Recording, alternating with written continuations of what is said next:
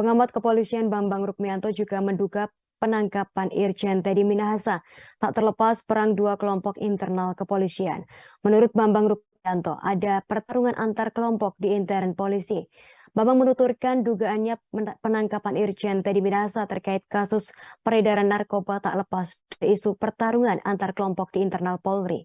Menurut Bambang, bukan tak mungkin terdapat faksi-faksi di Korps Bayangkara yang anggotanya bersaing satu sama lain maksud kami. Bisa jadi tadi dijegal lantaran belakangan karirnya kian moncer setelah ditunjuk sebagai Kapolda Jawa Timur. Namun kemungkinan itu tak serta-merta membuat Teddy tak bersalah. Teddy Minahasa tetap melanggar aturan jika terbukti terlibat peredaran narkoba.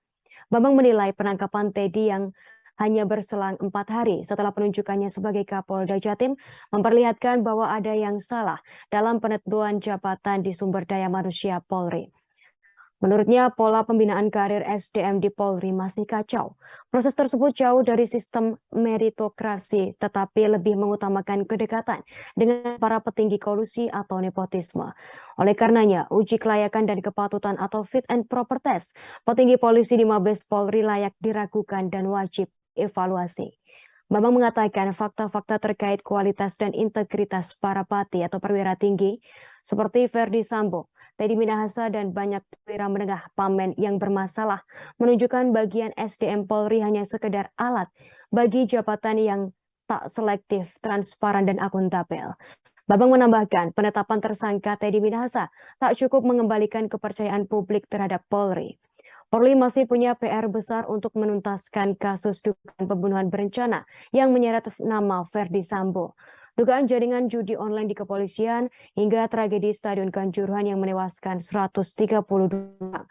Sebelumnya, polisi mengungkapkan bahwa Kapolda Sumatera Barat Irjen Teddy Minahasa terlibat kasus dugaan peredaran narkoba jenis sabu. Teddy ditetapkan sebagai tersangka pada Jumat 15 Oktober 2022 seusai dilakukan pemeriksaan oleh penyidik Polda Metro Jaya pada Kamis 13 Oktober 2022. Akibat perkara ini, Teddy mendapat ancaman hukuman maksimal hukuman mati atau hukuman minimal 20 tahun penjara.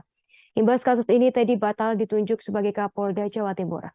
Ia pun dicopot dari jabatannya sebagai Kapolda Sumatera Barat dan kini dimutasi ke pelayan markas Yanma Polri.